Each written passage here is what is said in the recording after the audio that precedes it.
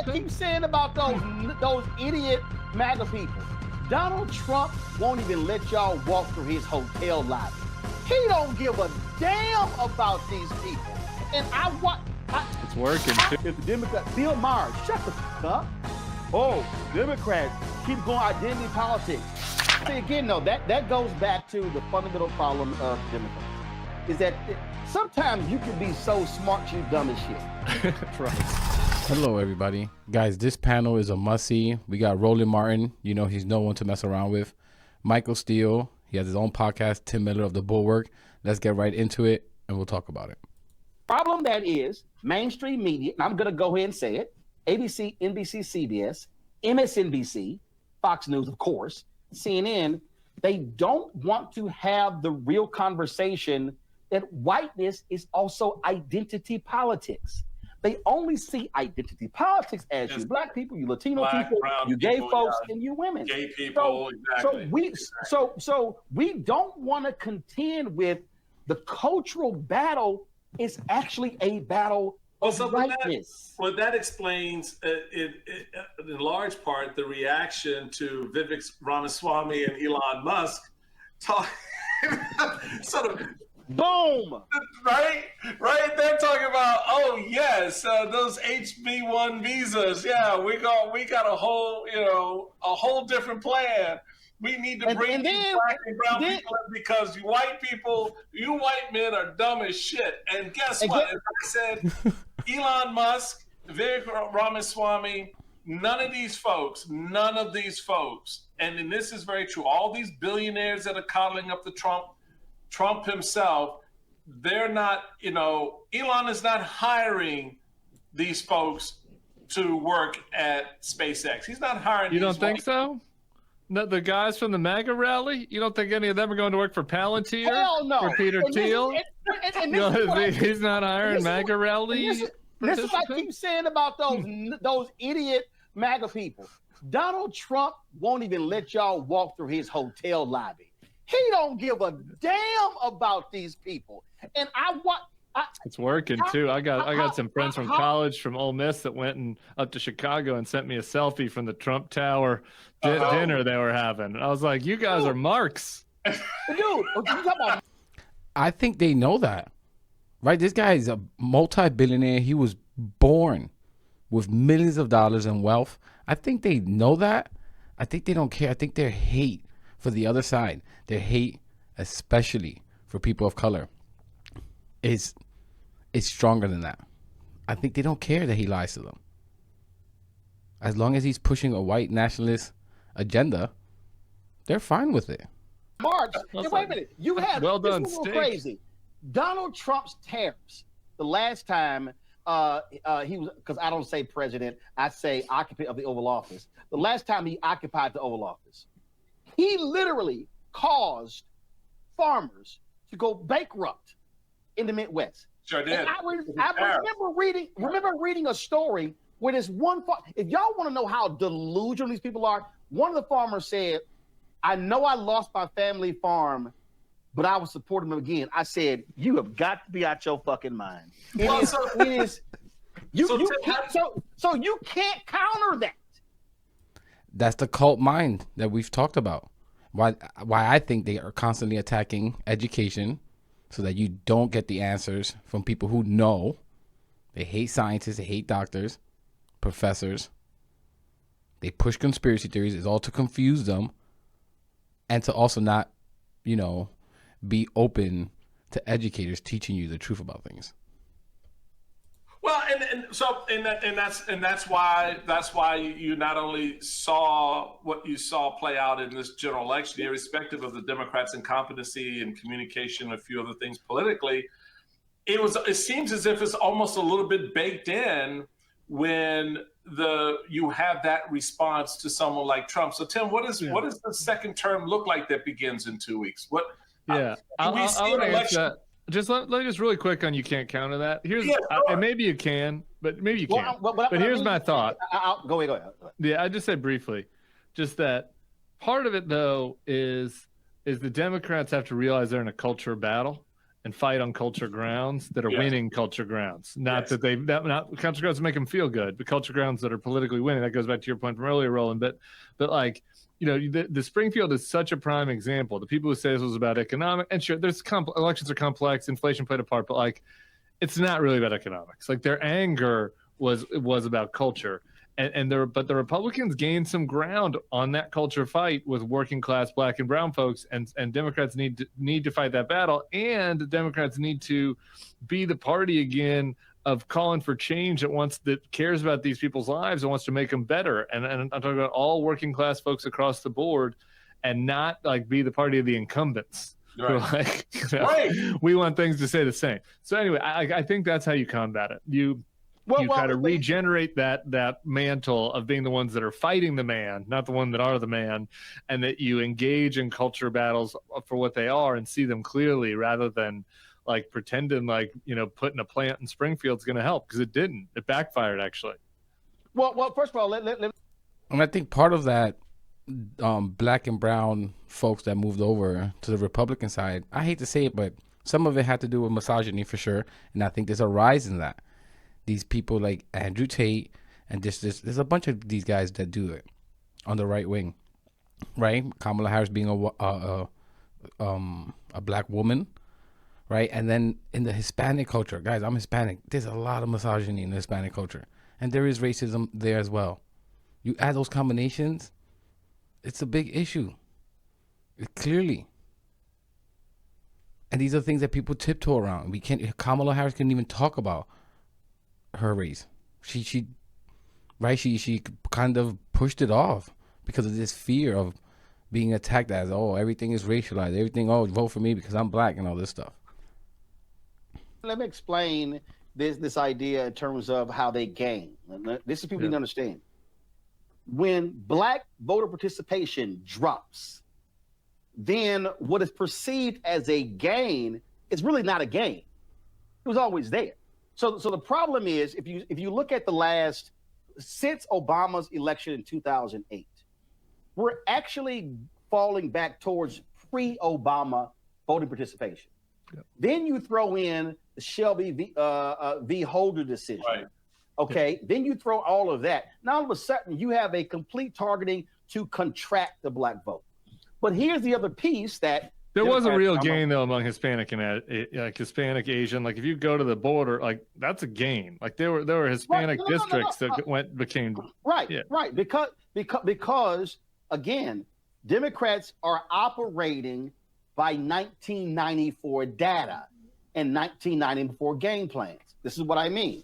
The further you get away from the civil rights movement, then you have fewer Black people that self-identify. Okay.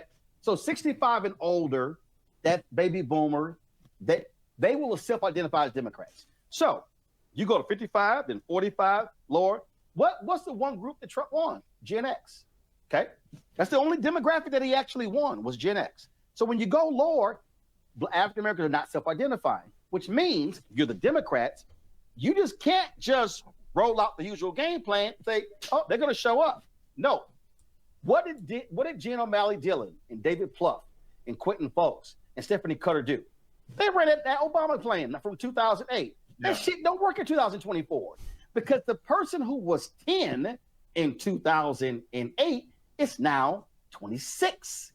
And so that person is like, what you gonna do? So here's what I think when I say, how do you counter?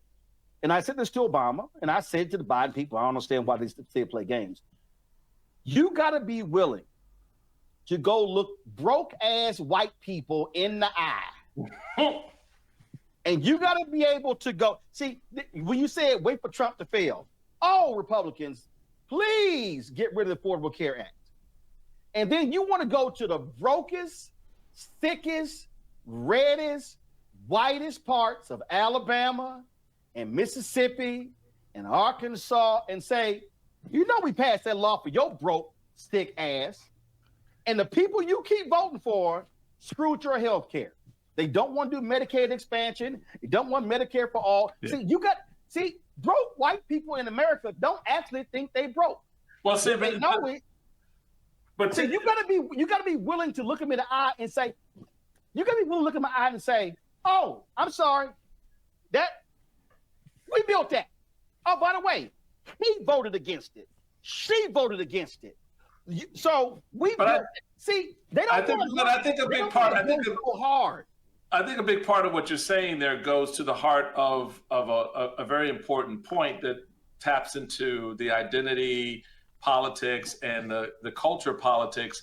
Is one of the things that has been successful, I think, in the political speak, in the political indoctrination and culturation of a lot of poor white people, is the fact that whiteness was a safeguard. At the end of the day, I'm still not like you.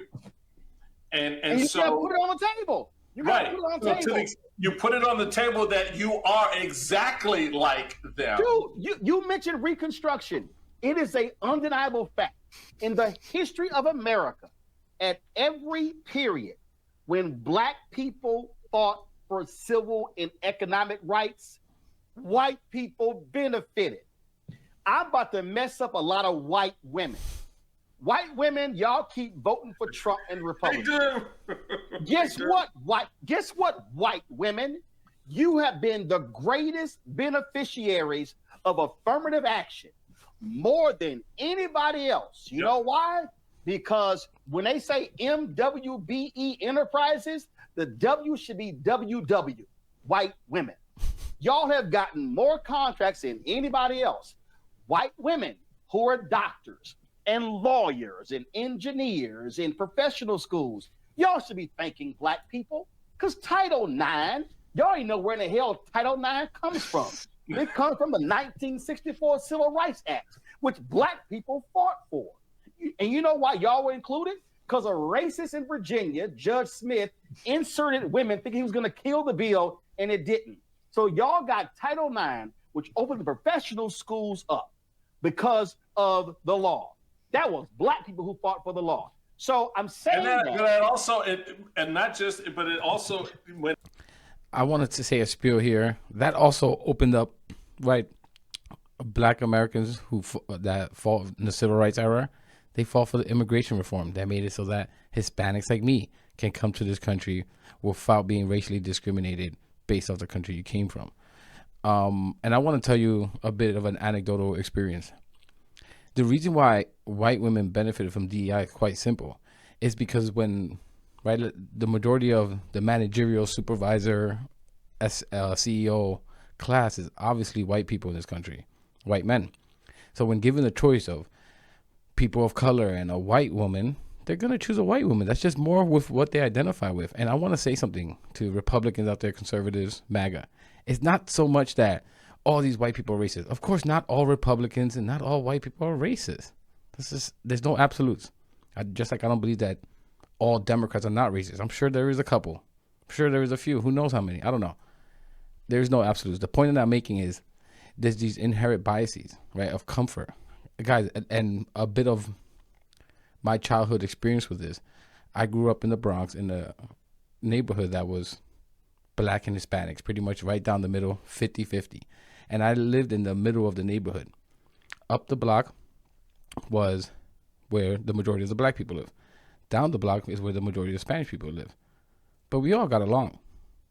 Don't get me wrong. There was violence and, let's just say, business ventures, stuff going on there.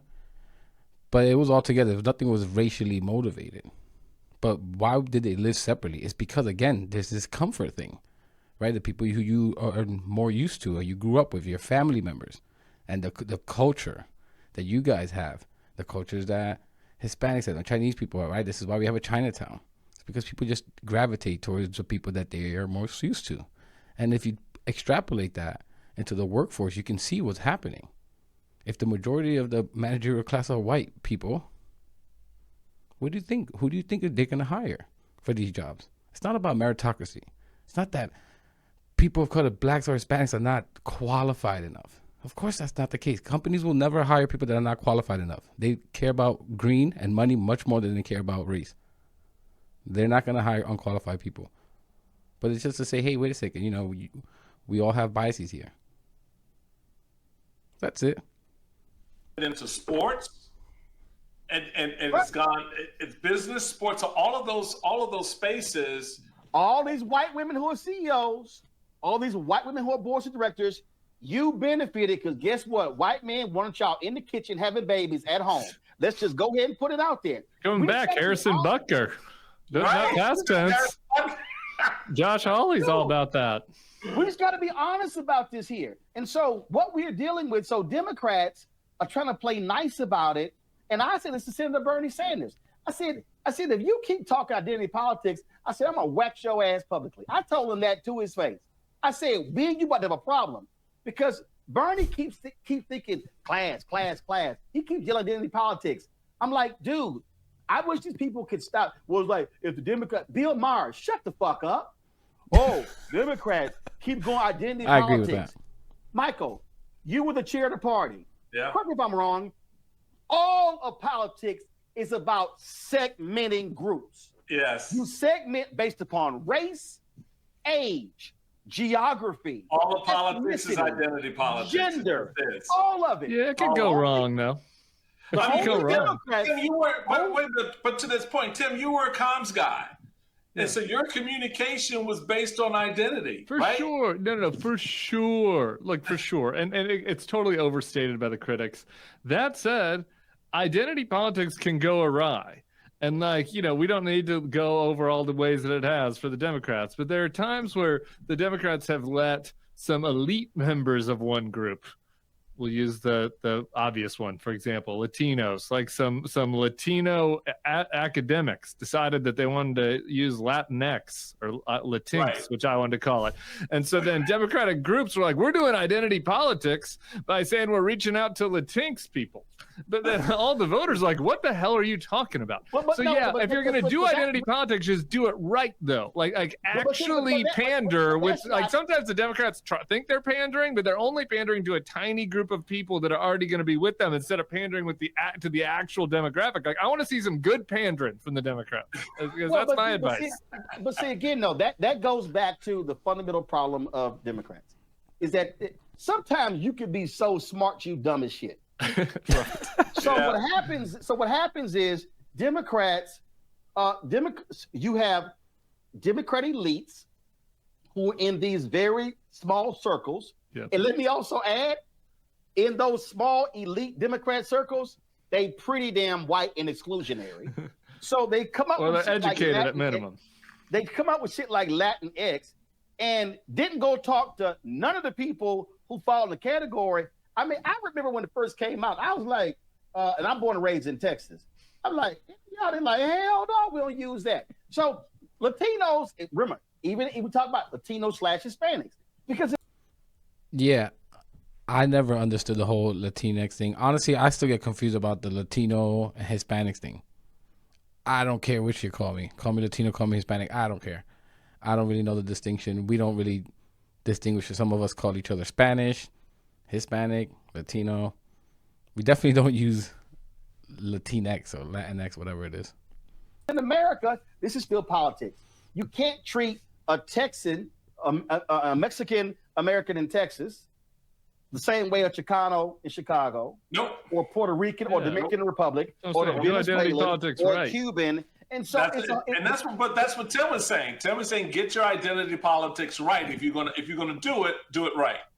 But also, we have to. This is where Democrats don't want to deal with it. You have to confront whiteness, and what I mean by that is, you have to literally say things that are going to make some people uncomfortable. You have to be willing to go. When I say go to those places and challenge them head on. And I see all these stories, and David Sirota keeps putting this stuff out. Oh, Democrats, they lost the working class. I kept saying, no, it's called the white working class. See, They don't even want to say it then because they don't want to even confront. If we just put all the shit on the table right now, if you look at what Biden and Harris did, Democrats did for the last 4 years, please tell me how the white working class or the working class got screwed. The white working class got a hell of a whole lot. But when the right demonizes what you do, and then you don't even know how to talk to people and willing to engage them in a serious way, you have to stand in front of somebody and say, "You like that health care, huh? Oh, sure, Affordable Care Act, it ain't perfect, but is it better than having no health care? Oh, let's talk about SNAP benefits. Let's just not talk about SNAP benefits from a poor standpoint. It's called the working class. Let's talk about those real things. See, they don't, because they don't actually want you. I'm just going to go put it out here. If I hear another Democrat fucking talk about the middle class the entire time, I'm sorry. Is that the only class in America? Can you actually say the working poor? Can you actually say low income people? No, the middle class. The middle class. It's more people in the damn lower income bracket than damn middle class bracket. But see, we don't want to be honest with this because we don't want to sit on, I don't know, because I know how they feel. You got to tell some broke ass white people who live in towns in the Midwest that nobody is moving to. No, you got to go ahead and say it. There are broke ass white people living in towns in the Midwest nobody's moving to. But don't send those fucking migrants, because guess what? Your town might get revitalized, and now you're pissed because they're there. Well, so that raises 2 points for me. One of them was guys, please follow Roland Martin, all of them, but Roland Martin, he's really like a library of information. He's hilarious, and he's totally right. I don't have anything to add there. The fact that I got into a little bit of a pissing match with a member of Congress from the South who was going on, and again, making that false equivalency between being poor and being black. If you think poor, the images of a black person or a black family. And that's media. And I had to point out to him that in his particular congressional district, the vast majority of the people on welfare were his white constituency. In fact, African Americans in his district were doing quite well. Hold on, no. You guys share with us. So when you hit him with that truth bomb, what happened? Well, not much. Not much. No. When you hit him, did he go, what? Michael, how dare you? Right. My white people are not broke.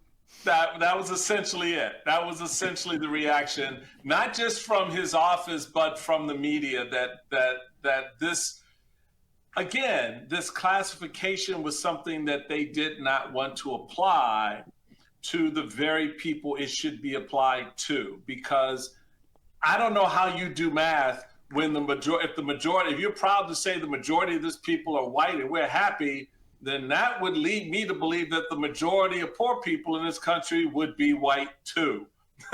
And yet we don't want to have that conversation. We want to create this illusion that all the wealth and the concentration of the middle class is white, when in fact that is not the relevant reality for a lot of those families, which again, going to how we've looked at this conversation, led Democrats to sort of come up with the narratives that they did that completely missed the white working poor.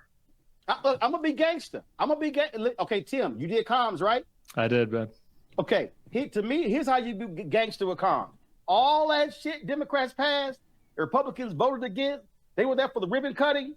Biden should have said, send Harris down. Biden should have said, I'm a pop up.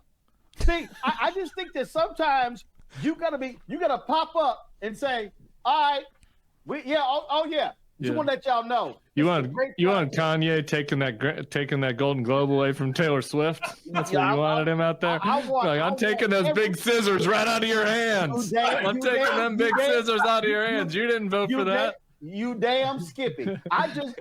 And my deal is, see, let me tell you how gangster I am. And then I would sit here and send an invite to that Republican member of Congress saying, fly down on Air Force 1 or 2 with me for the ribbon cutting. See, I'm not going to cede any territory to my opposition. I'm gonna rain on their parade at every time. Yes, please like and subscribe. And I think the main point of this whole thing is you have to give Democrats, black people, Hispanics, poor white people, that their interests should align with black and Hispanic people more than they do now. Same thing with the middle class, I guess. But you have to give them a reason to vote for you. You have to motivate them, right? If people don't feel like you're fighting for them, this is why I think people like Roland Martin and Jasmine Crockett are very effective, because the passion behind the just logical sense that they're of the things that they're saying, it works to motivate you to be like, hey, you know what? These people are fighting for me. Let me give them a shot. I'm gonna go vote for them. And it could also probably knock some sense in some of these conservatives and say, wait a second, poor white people. Oh my God, I've been voting against my interests this entire time. Let me know what you think in the comments. Yeah, I thought this panel was great. Thank you for watching all the way through. If you did, please subscribe if you aren't, and I'll catch you in the next one.